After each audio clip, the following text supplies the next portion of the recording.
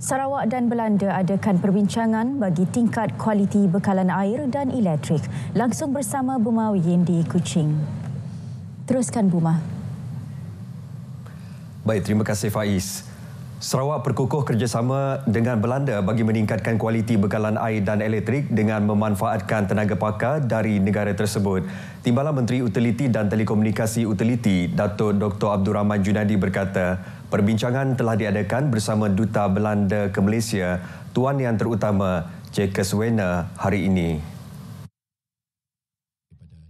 Menurutnya, Belanda mempunyai kepakaran dalam pengurusan air dan telah terlibat dalam pelbagai projek di peringkat antarabangsa. Selain itu, perbincangan turut melibatkan wakil Malaysian Water Association Terengganu Sarawak mengenai penganjuran persidangan antarabangsa di Kuching dalam tempoh 2 hingga 4 tahun akan datang disertai pakar-pakar dari negara tersebut. Sementara itu, Tuan Yang Terutama Jacques Wiener menyatakan kesediaan Netherlands untuk berkongsi kepakaran dalam sektor utiliti dengan Sarawak. Beliau menambah bahawa Belanda bersedia membantu Sarawak bukan sahaja dalam aspek kesiapsiagaan terhadap hujan tetapi juga dalam menjamin bekalan air bersih dan berkualiti kepada rakyat.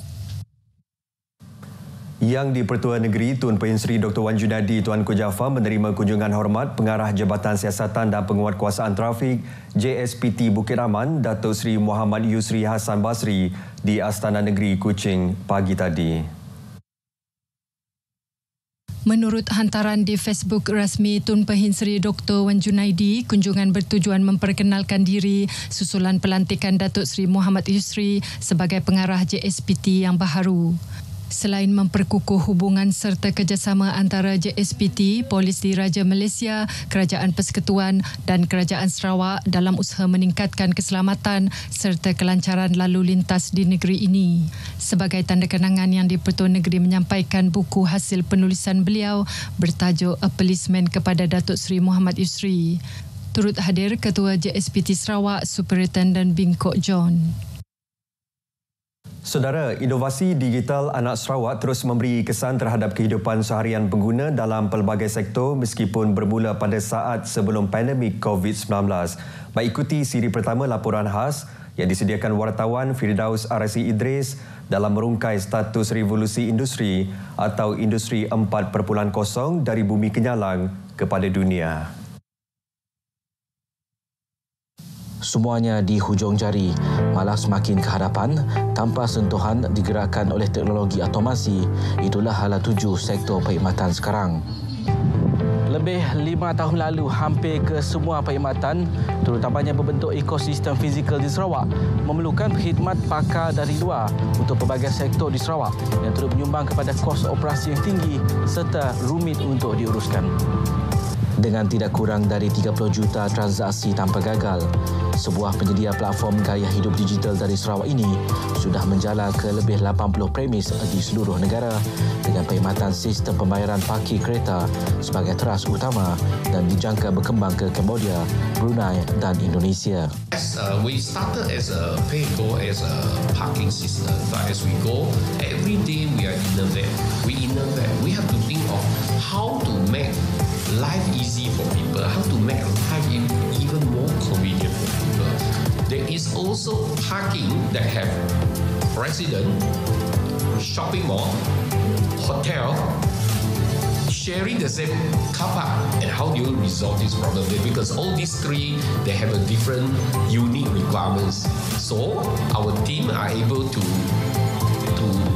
customize it to meet their needs and requirements. I think that is really something which the traditional ticketing system cannot resolve this system.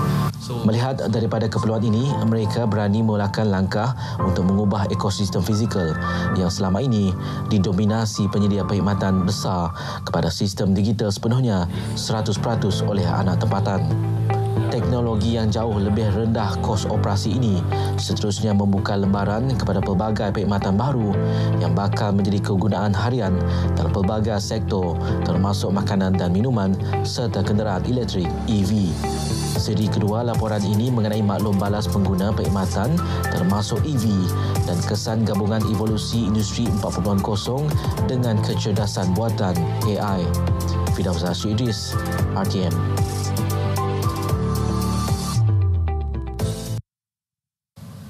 Baik, program Johor Berambih Sungkih Eid Padang Merdeka tahun ini akan menonjolkan keunikan perpaduan masyarakat di Sarawak. Menteri Pembangunan Belia, Sukan dan Pembangunan Sarawak, Datuk Seri Abdul Karim Rahman Hamzah berkata, penganjuran kali ini akan melibatkan penyertaan Unit Hal Ehwal Agama-Agama lain, UNIFOR.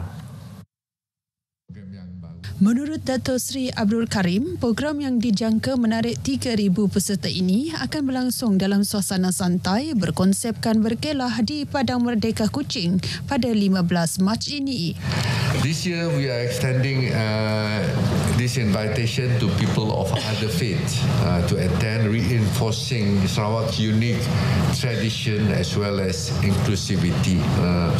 The Iftar gathering or the Sungkih gathering will be a moment where individuals of different background can experience the beauty of sharing and of course understanding each other. Beliau berkata demikian pada sidang media Johor Berambih Sungkih 2025 di bangunan Baitul Makmur 2 Petrajaya Kuching. Program berbuka puasa beramai-ramai pada tahun ini bertemakan Iftar in Unity dan Empowering Youth for a Sustainable Future. Antara aktiviti yang turut diadakan adalah persembahan nyanyian, kitar semula botol plastik, stesen mengecas solar dan mengumpul sisa makanan. Program Jelajah Ramadan Bersepadu RTM Sarawak 2025 menjadi platform bermakna dalam memperkukuh hubungan antara RTM dan komuniti luar bandar di Miri. Timbalan Menteri Pembangunan Wanita, Kanak-kanak dan Kesejahteraan Komuniti, Datuk Rozay Yunus, menyambut baik penganjuran program ini yang disifatkan sebagai usaha penting untuk mendekatkan RTM dengan masyarakat luar bandar. Katanya RTM adalah saluran maklumat utama bagi rakyat khususnya di kawasan pedalaman yang bergantung kepada radio dan berita untuk mendapatkan informasi terkini. Beliau berkata demikian pada Majlis Penyampaian Sumbangan Kasih Ramadan dan Majlis Berbuka Puasa Jelajah Ramadan Bersepadu RTM Sarawak 2025 di Kampung Pejuang Kelulit Bekenu Miri. Tambahnya, Jelajah Ramadan RTM bukan sekadar majlis berbuka puasa dan penyampaian sumbangan tetapi juga bertujuan membina hubungan erat antara agensi kerajaan dan masyarakat di peringkat akar umbi. Beliau yang juga ahli Dewan Undangan Negeri Bekenu berkata, kehadiran agensi kerajaan dalam program sebegini memberi peluang kepada mereka untuk bertemu secara langsung dengan rakyat selain berkongsi maklumat yang bermanfaat. Baik saudara, sekian perkongsian berita dari Sarawak, dari sungai ke segara, Palestin pasti merdeka. Kita kembali bersama Faiz di Angkasa Puri untuk perkembangan berita selanjutnya. Faiz, silakan. Terima kasih, Buma.